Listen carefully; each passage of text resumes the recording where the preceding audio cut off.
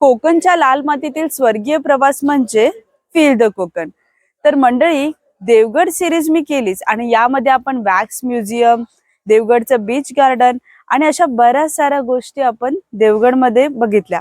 पण आपल्याला एक प्रश्न पडलेला की देवगडमध्ये जेवायला जायचं आणि अस्सल मालवणी पद्धतीचे जेवायचं असेल तर कुठे जेवायचं. तर त्यासाठी आजचा मी हा व्हिडिओ घेऊन आली आहे. तर आज मी आली आहे वसंत विजय हॉटेलला आणि खास अस्सल मालवणी पद्धतीचं जेवण जेवायला.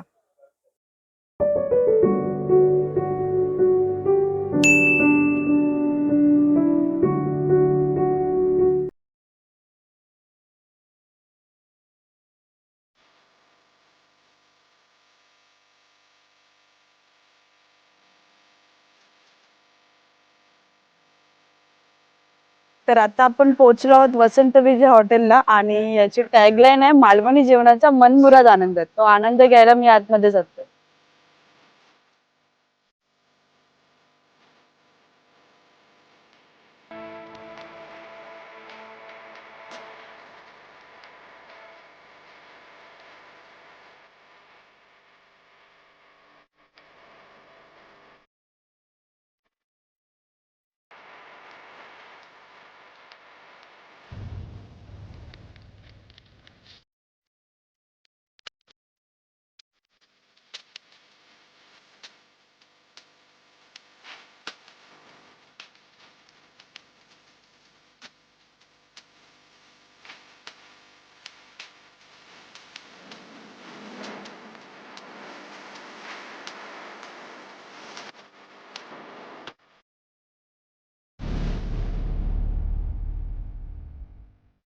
नमस्कार. हे हॉटेल वसंत या नावानं मी चालवतोय. पण ह्या हॉटेलची स्थापना 1987 साली आमच्या आईने घरगुती खानावळ ह्या स्वरूपात चालू केली. तिने जवळजवळ 25 वर्ष हॉटेल चालवलं. खानावळ की समोरच्या रोडला कॉलेज आहे, पण त्याचं रूपांतर आम्ही 14 वर्षापूर्वी हॉटेल वसंत ह्या नावाने आता केलं. शहरातून येणाऱ्या ग्राहकांची चव म्हणजे त्यांना रुची पालट हा हेतू आम्ही लक्षात धरून पारंपरिक मालवणी जेवण देवगडमध्ये कसं मिळेल येणाऱ्या पर्यटकांना, की जे विदाऊट म्हणजे टेस्ट पण नाही, सोया सॉस नाही, असं जेवण द्यायचा आम्ही प्रयत्न करतो. लोकांना ते आवडू लागलं. आता आम्हाला लोकांचा चांगला प्रतिसाद आहे आणि आम्ही निरंतर सेवा केलेली आहे. त्याचंही एक पुढे पाऊल जाऊन आता अलीकडेच आम्ही सुमित्रा सृष्टी ह्या नावे आपलं चायनीज आणि पंजाबी जेवणाची आता सुविधा चालू केलेली आहे आणि लोकांचा प्रतिसाद होत असेच वेळोवेळी आम्हाला यूट्यूबर्स वगैरे सहकार्य करतात, आमची प्रसिद्धी चांगली करतात आणि आम्ही आमचा प्रत्येक दिवस नवीन आहे असं समजून आम्ही धंदा दररोज उघडतो. त्यामुळे आमच्या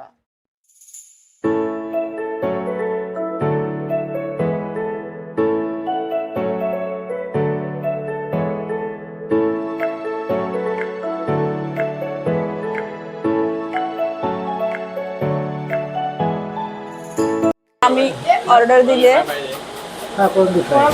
एक चिकन वडे, 2 चिकन वडे, एक सुरमई, एक पापलेट आणि ॲज युजल शनिवारीच आम्ही आलो आणि काकींचा व्हेज, सो एक व्हेज थाळी आमच्याबरोबर असतेच. सो एक व्हेज थाळी, कोलंबी फ्रायमध्ये पण कोलंबी फ्राय पण मागवली.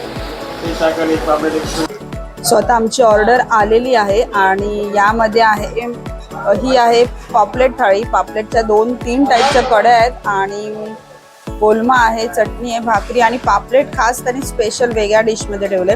इथे प्रॉन्स फ्राय आले, सोलकढी सुद्धा आहे आणि त्याचबरोबर सुरमई थाळी आहे. सुरमई थाळीमध्ये सुद्धा कोलमा, बांगड्याची आमटी वगैरे आहे आणि याची सुरमई इथे आहे. आणि आम्ही आता चिकन आणि वडे मागवलेत. सो हे चिकन वडे आहेत, खूप अप्रतिम दिसतंय, सगळंच यम यम यम. व्हेज थाळीमध्ये जो आमरस आहे, कुठे गेला आमरस? येस, हा बघ. सो व्हेज थाळीमध्ये आमरस आहे, तो पण खूपच एकदम भारी आहे आणि व्हेजमध्ये पण खूप चांगले प्रकार आहेत. अळू पण दिले आणि मटण थाळीमध्ये पांढरा आणि तांबडा रस्सा म्हणजे अस्सल कोल्हापूरमध्ये गेल्यासारखं वाटतंय.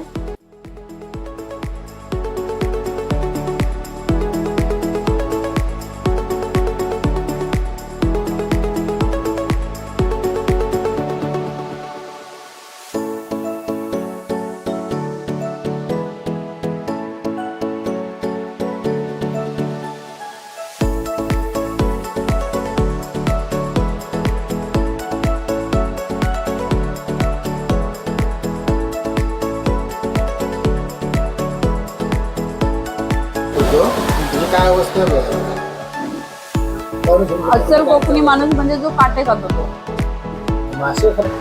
आमच्याकडे प्रामुख्याने सिजनेबल जे या समुद्रात जे फ्रेश आणि ताज्या मासे मिळतील हेच मासे आम्ही लोकांचा द्यायचा प्रयत्न करतो. आम्ही शक्यतो फ्रोजन मासे विकतच नाही की फ्रोजन मासा 1-2-4 महिने अगोदर फ्रीजमध्ये वगैरे कोल्ड स्टोरेजला ठेवलेला असतो. त्यामुळे आम्ही ते मासे लोकांना द्यायला टाळतो. आत्ता या फ्रेश सीझनला मुळात आत्ता आमच्याकडे पापलेट चालू आहे, किंगफिश चालू आहे, हलवा चालू आहे, सौंदाळा ह्या आमच्या गावात मिळणारा बटर फिश म्हणजे त्याला सौंदाळा तो एक दुर्मिळ मासा आणि चांगला मासा आहे. त्याची एक डिश चांगली चालते. बांगडा हा जनरल चालतोच चालतो. शिंपल्या, कालवा आहेत, स्क्यूड आहे म्हणजे महाकूल आम्ही या भागात महाकूल म्हणतो, त्याला आपण इंग्रजीत स्क्यूड म्हणतो. स्क्रॅप आहे, स्क्रॅप फ्राय आहे, स्क्रॅप मसाला आहे, स्क्रॅप तंदूर बी आहे आपल्याकडे. आता अलीकडेच आम्ही पापलेट, तंदूर पापलेट, आपलं सुरमई तिखा, बांगडा तंदूर, सौंदाळा तंदूर, प्रॉन्स तंदूर अशा काही एक नवीन नवीन डिश आम्ही चालू केलेल्या आहेत. अलीकडेच आमचा मुलगा एक उच्च शिक्षण घेऊन त्याचा आला मुंबईवरून हॉटेल मॅनेजमेंट आणि त्याची इंटर्नशिप झाली हॉटेल सहाराला आपल्या विमानतळावर. त्यामुळे त्याच्याही शिक्षणाचा काही उपयोग करून आम्ही आता नवीन बदल करण्याचा प्रयत्न आहे. आमच्या पारंपरिक डिश आहेतच, तरी आता अत्याधुनिक जे काही नवीन चाललं आहे त्याचाही आम्ही लोकांना द्यायचा प्रयत्न करतोय आणि त्यालाही उत्तम प्रतिसाद मिळतोय. आणि आता हे नव्याने तुम्ही चायनीज जे सुरू केलंय तर त्याचा रिस्पॉन्स जास्त आहे की आपल्या मालवणी पद्धतीचा जास्त रिस्पॉन्स? ह्याच्यात एक वयोगटाचा प्रश्न आहे. म्हणजे साधारण 70 वर्षे वय ते आपण 40 वर्षे वयोगटा मालवणी जेवण पसंत करतायत. आता तरुण मुलांना थोडंसं स्थानिक लोकांना प्रत्येकाच्या घरात मालवणी जेवण आहे, त्यांना चेंज म्हणून पंजाबी हवं आहे. आणि अलीकडची जी 17-18 वर्षाची मुलं 15 वर्षाची त्यांना ते चायनीजच हवं आहे. पण आम्ही चायनीज जरी विकलं तरी चायनीजची आमचं एक सिस्टम वेगळी आहे. आम्ही त्याला टेस्टिंग पावडर कमी वापरतो, सोया सॉस कमी वापरतो, उत्तम प्रतीचा तांदूळ वापरतो आणि फ्रेश तेल वापरतो. त्यामुळे त्यालाही प्रतिसाद चांगला आहे. आणि मोस्ट ऑफ द केस आम्ही इथे येतो दुपारचे वगैरे, पण आम्हाला नेमकी गर्दीच भेटते. त्यामुळे आम्ही खूप वेळा असं रिटर्न येऊन गेलेलो आहोत. तर आता सध्या गर्दी येते, तुम्ही कशी ती मॅनेज करता? किती रूम्स अवेलेबल आहेत? आता आमच्याकडे AC साठी 40 रूम आहेत. गार्डन मध्ये एक 30-35 खुर्च्या आहेत आणि ह्या बंदिस्त आहेत 30 खुर्च्या. म्हणजे टोटली आमची 100ची सेटिंग आहे. मला वाटतं तुम्ही 2 वर्षापूर्वी कोरोना होता, कोरोनाच्या अगोदर आलात तेव्हा एवढी जागा उपलब्ध नव्हती. आणि आता जर हे झालंच तर आम्ही वेटिंग घेतो, 100 लोकांना बसवतो आणि वेटिंग घेतो आणि ती वेटिंग पुरी करतो. नंबर वाईज आम्ही प्रवेश देतो. कदाचित गैरसोय झाली असेल, सॉरी. आणि ती आज आम्ही भरून काढली. आणि टाइम काय असतो दुपारचा वगैरे किती? काय होतं, सर्व आमच्या स्टाफला आहेत त्या लेडीज आहेत मालवणी कुकिंगला. आता त्यांचं आणि दररोज नवीन स्वयंपाक बनतो, त्यामुळे आम्हाला 12च्या पूर्वी जेवण देणं कोणाला शक्य होत नाही. आम्ही 12 वाजता सुरुवात करतो आणि एक 3:30 पर्यंत आम्ही उघडतो. 3:30ला जी कोण लोक वेटिंगला असतील त्यांना ती वेटिंग आम्ही पुरी करतो. की साधारण आमचं एक 200 लोक 250 लोक इतकं आमचं ॲव्हरेज आहे. आणि आम्ही थोडा धंदा करतो, कारण काय माहिती आहे की थोडं आम्ही ताटा दिल्यामुळे आमची क्वालिटी मेंटेन होते. आम्ही जास्त धंदा वाढवत राहिलो तर आमची क्वालिटी मेंटेन होणार नाही. शेवटी माणसं काम करतात, स्वयंपाक बनवतात, क्वालिटी मेंटेन झाली पाहिजे. बरोबर आहे, खूप चांगला पॉइंट आहे तुमचा. आणि ऑनलाईन बुकिंग आहे का? ऑनलाईन बुकिंग ही सिस्टीम तशी गावी आलेली नाही आहे, त्यामुळे असं होत नाही. आणि रात्रीचा आमचा टाइम आहे तो 8 वाजता. आमचा 3:30-4 वाजता सगळा स्वयंपाक संपलेला असतो. मग परत आम्हाला तो स्वयंपाक चालू नवीन करावा लागतो. मालवणी जेवण जेवढं नवीन ताजं द्याल तेवढं ते टेस्टी लागणार. आणि थोडं जर आम्ही मालवणी जेवणाचं पार्सल पण देत नाही, कारण आमच्या एक पूर्वजांची सिस्टीम होती, खोबऱ्याचं जेवण तुम्ही बाहेर काढलात पार्सलला नेलात तर जसं थंड होणार ना तशी त्याची टेस्ट बदलते. मच्छी कढी समजा पहिल्या ह्याला आम्ही बनवलेली खाल्ली, ही टेस्ट वेगळी. आणि तुमच्या घरात ही उरलेली फ्रीजमध्ये ठेवलात, दुसऱ्या दिवशी ती गरम करून खालात तर त्याची टेस्ट बदललेली असते. त्यामुळे ओरिजिनल ताजेच पाहिजे तसं आहे. आणि संपूर्ण ही रेसिपी आहे आमची पारंपरिक, आमच्या आईची आहे. आता आमच्या आई म्हणजे आता आमच्यात नाही आहे, पण तिने आम्हाला ही सिस्टीम बनवून दिलेली आहे. आम्ही कसं वेगळं असं काय नाही. आता एक मुलगा आला म्हणून अत्याधुनिक काही डिश चालू केल्या, पण आम्हाला ह्याच्यात आणि मुलांची गैरसोय होते, तरुणाईची गैरसोय होते म्हणून नवीन युनिट चालू केलं. तर ह्या आमच्या मालवणी जेवणाला उत्तम प्रतिसाद मिळाला. आणि मग आता तुम्हाला आणखी काही एक्सपांड करायची का ब्रांच, दुसरी ब्रांच? आम्ही ब्रांच तर नाही करणार, हे ब्रांचचा धंदा आम्हाला पुरेसा आहे. पण इथं एक अत्याधुनिक एक रिसॉर्ट वगैरे लॉज की चांगल्या लोकेशनवर, बरोबर. की बुवा साधारण म्हणजे लोकांना खायला बरोबर चांगला पण राहायला. हा, आणि राहायलाही, आणि बुवा ते उत्तम लोकेशन, बंदिस्त नाही की उत्तम, म्हणजे बुवा सूर्यप्रकाश आला पाहिजे त्या लॉजमध्ये वगैरे, अशा जागा घेऊन आम्ही एक प्रशस्त लॉज बांधणार, त्याला लॉन वगैरे असं करणार आम्ही. त्याचे प्रयत्न चालू आहेत. आता थोडं काय होतं, आमच्याकडे आयडियाज खूप आहेत, बँकेचाही प्रतिसाद आम्हाला चांगला आहे, पण ह्या ग्रामीण भागात धंदा करताना इकडची लोकसंख्या याचा विचार करून आम्हाला ती गुंतवणूक करावी लागते.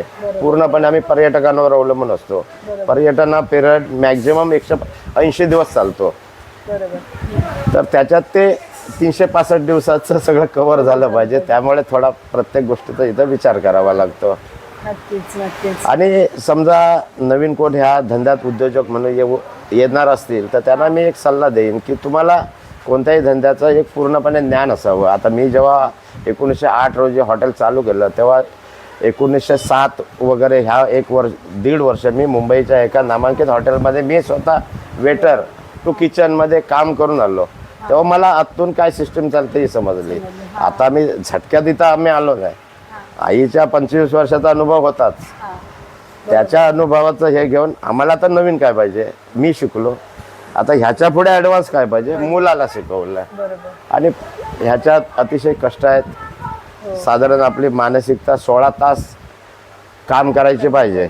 हॉटेल व्यवसाय आपला यशस्वी करायचा, आणि घरची निदान 2 माणसं पाहिजेत आपली, स्वतः बाहेर कर्मचाऱ्यांबरोबर एक आणि किचनमध्ये एक. ते हॉटेल कधीही अयशस्वी होणार नाही, यशस्वी होणार. आणि कोण उतरणार असेल तर माझ्या शुभेच्छा, आणि काय मदत लागली, गायडन्स लागला तर आम्ही करायला तयार आहोत. ओके. खूपच चांगला संदेश यांनी तरुण पिढीला दिला आहे की झटक्यात मोठं व्हायला होत नाही, आधी आपल्याला स्वतः मेहनत करावी लागते, जे आहे त्यामध्ये शिकलं पाहिजे, आणि त्यानंतर हळूहळू करत ही प्रोग्रेस मिळवली पाहिजे. धन्यवाद. थँक्यू. मालवणी जेवणाचा मनमुराद आनंद घेऊन आता आम्ही निघालो आहोत, म्हणजे परतीचा प्रवास करत आहोत. असेच कोकणातले मालवणी खाद्यपदार्थ, म्हणजे मालवणीसाठी अस्सल फेमस असणारे हॉटेल पाहायचे असतील तर चॅनलला नक्की सबस्क्राईब करा. आणि नेक्स्ट व्हिडिओ तुम्हाला कोणता हवा असेल तर तो मला खाली कमेंट करून नक्की कळवा. धन्यवाद.